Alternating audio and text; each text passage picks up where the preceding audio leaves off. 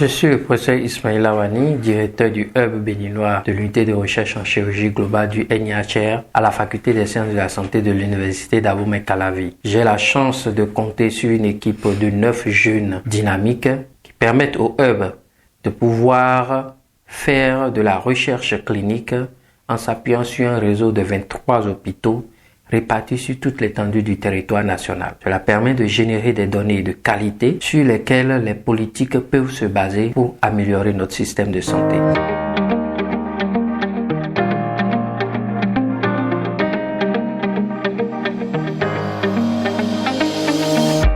L'impact de la prise en charge des patients par rapport au hub est important.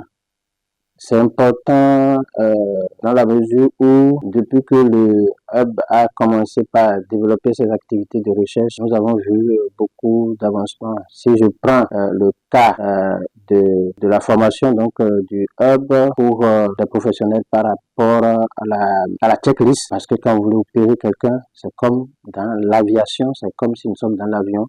Il faut tout contrôler avant d'y aller. Cette pratique n'était pas très ancrée dans nos habitudes, dans l'habitude, n'est-ce pas, de nos collaborateurs avec les différentes formations du hub. On a vu que de plus en plus, les collaborateurs utilisent la checklist. Quand vous utilisez la checklist, c'est que il y a une certaine sécurité dans la prise en charge parce que les risques au cours de l'intervention sont diminuer. Nous avons participé aussi à une étude très importante qu'on appelle l'étude CHITA.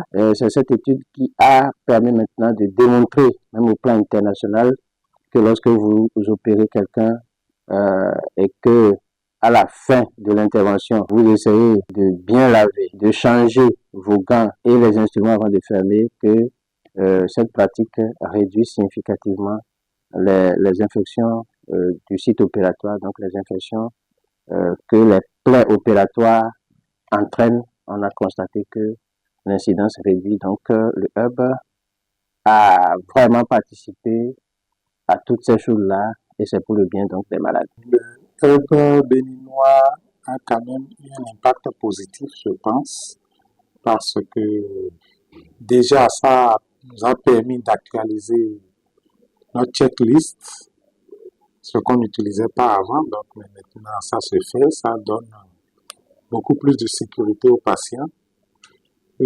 Ça nous a permis de commencer à changer, le matériel de fermeture de la paroi, ce qui fait qu'il y a moins de suppuration. Et pour tout autre, les différentes recherches et les différentes questions qui nous sont posées chaque fois nous permettent de faire les trucs dans les normes. Et ça aide beaucoup dans la prise en charge des patients. L'arrivée du hub béninois dans notre hôpital est vraiment quelque chose à féliciter. Ça a beaucoup d'impact sur la prise en charge des patients. Ça nous a permis de prendre les patients en considération de leur provenance. Aujourd'hui, on dit qu'il n'y a pas à prendre en charge des patients sans prendre en compte leur réalité. Ça nous permet de vite libérer les patients. Lorsqu'on applique les méthodes dictées par le hub béninois, les jours d'hospitalisation des patients sont réduites, les infections post-opératoires sont réduites et les patients sont mieux accompagnés qu'avant. Le hub béninois est important en ce sens que ça nous permet de prendre en charge le patient en tenant compte de ses réalités socio-culturelles et ça nous donne une certaine orientation dans certains diagnostics. L'exemple que nous pouvons affirmer ici, c'est par exemple les patients PEUL qui, par la boisson abondante de lait, ont cette tendance à développer certaines maladies, notamment la lithiase. Également, ça permet de considérer le vécu psychosocial afin d'appréhender le patient et d'aborder avec lui la prise en charge de sa maladie.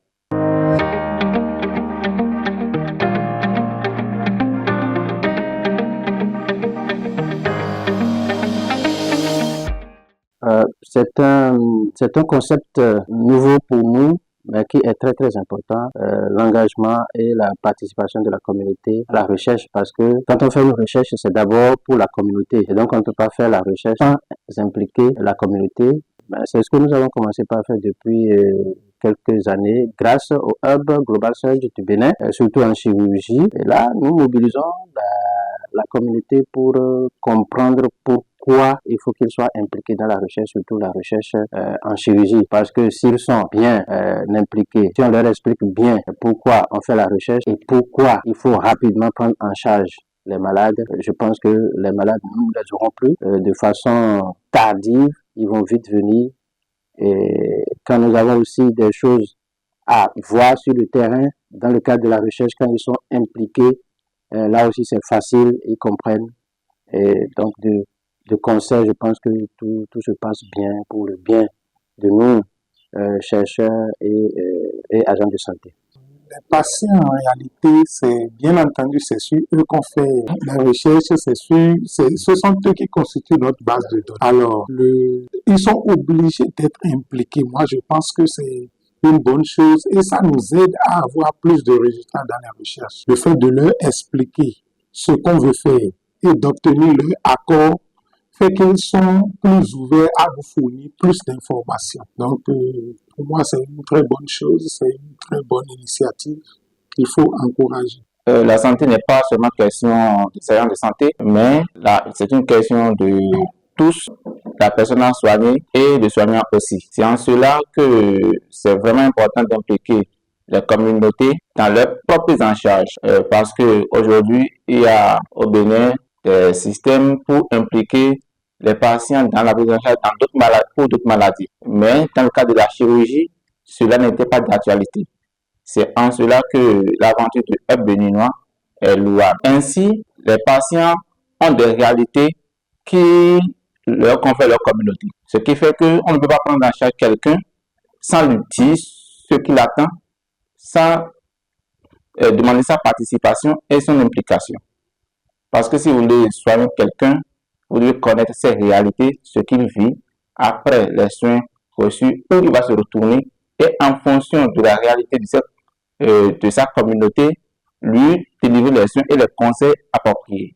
C'est dans ce sens que le Hub béninois nous a vraiment beaucoup aidé et impliquer les patients eux-mêmes dans leur propre prise en charge leur permet de comprendre pourquoi on veut le faire telle chose et comment faire pour leur propre rétablissement. Faire aujourd'hui la santé sans l'implication communautaire serait une échec à l'avance. L'implication des patients dans la recherche en chirurgie, elle est primordiale en ce sens que ceci nous permet d'avoir des renseignements assez précis, d'autant plus que les patients sont la communauté, elle est en contact avec la maladie du patient et dans la recherche, ça nous permet d'avoir une certaine précision dans la maladie, la genèse de la maladie, l'évolution de la maladie, ce qui nous permet alors d'avoir une certaine précision diagnostique, une certaine précision dans les informations que le médecin ou bien que le chercheur voudrait utiliser dans sa recherche.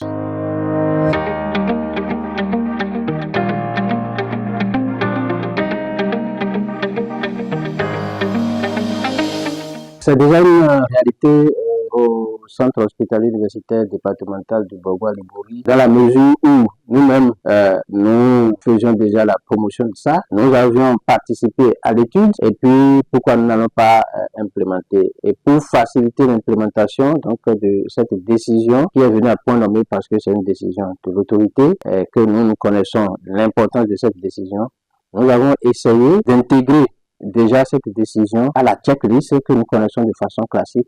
Et donc, normalement, systématiquement, avant la fermeture donc, de la paroi, les collaborateurs préparent un kit spécial d'instruments pour fermer la paroi et faire changer les gants, n'est-ce pas, aux opérateurs pour la fermeture de la paroi. Oui, en effet. Déjà, nous, on a la chance, pendant l'étude, on avait participé, on était dans le groupe de changement de gants. Donc, on était déjà un peu plus avancé que les autres. À la fin de l'étude, en fonction des résultats, nous avons commencé aussitôt à appliquer le changement de gants et de matériaux avant la fermeture. Donc, c'est déjà effectif à l'hôpital de zone de Kandi. Il s'est fait que c'était la chirurgie seule qui le faisait. Maintenant, c'est à la maternité. La note de service concernant le changement des gants des instruments a été vraiment impliquée dans notre bloc opératoire et aujourd'hui nous l'appliquons. Même s'il y a encore quelques difficultés, on a déjà fait l'expérience ici avec l'implication de l'administration qui a mis à notre disposition des gants supplémentaires pour pouvoir changer ces gants avant la fermeture de la paroi abdominale. Maintenant, concernant les instruments, l'application est un peu difficile, mais nous faisons de notre mieux pour pouvoir trouver des instruments pour fermer la paroi abdominale, même si cela, nous rencontrons parfois des difficultés dans l'application, surtout pour le changement des instruments avant la fermeture de la paroi abdominale. La note tenant compte du changement des gants lors des opérations de nos patients, cette note est déjà en vigueur dans notre centre. On a remarqué avec cette nouvelle façon de faire qu'il y a une diminution importante de l'incidence du moins des cas en post-opératoire de suppuration, notamment l'infection de la paroi et qui peut nécessiter parfois une reprise au bloc. Nous avons remarqué qu'il y a une certaine diminution assez remarquée de ces cas de surinfection en post-opératoire.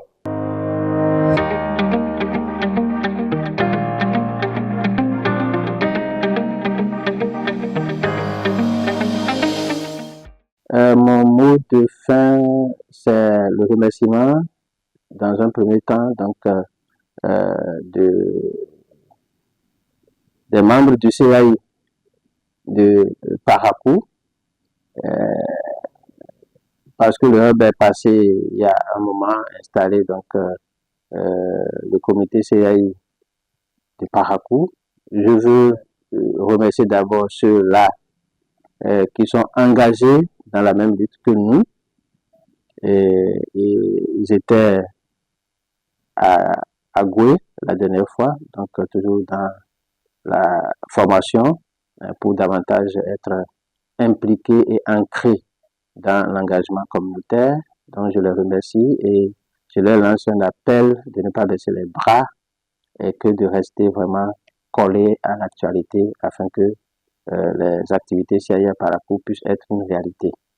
Je voudrais aussi remercier sincèrement le hub et surtout les responsables du hub, notamment le professeur Lavani et toute son équipe qui fait un travail formidable, que nous sommes là pour l'accompagner, nous sommes là pour, n'est-ce pas, servir la communauté aussi bien populationnelle que la communauté universitaire, parce que c'est lorsque l'on fait de très bonnes recherches que l'on fait avancer aussi l'enseignement et la façon, n'est-ce pas, de former les gens. Donc je dis aussi merci au hub dans ce qu'il est en train de faire au niveau de la recherche universitaire en chirurgie au Bénin. Je ne peux qu'encourager le hub béninois à continuer les investigations, continuer le travail abattu, la recherche, et qu'on soit de plus en plus impliqué dans ces recherches. Ça nous permet d'aller de l'avant, ça permet à la santé dans le Bénin à évoluer un peu plus. Merci. D'abord, je tiens à remercier le hub béninois pour cette initiative qu'ils ont amenée, surtout l'implication des patients et des communautés dans leur propre prise en charge. On les remercie beaucoup. Ça nous permet d'impliquer tout le monde dans la santé et ne plus faire de la santé une affaire des agents de santé seulement, mais une affaire de tous.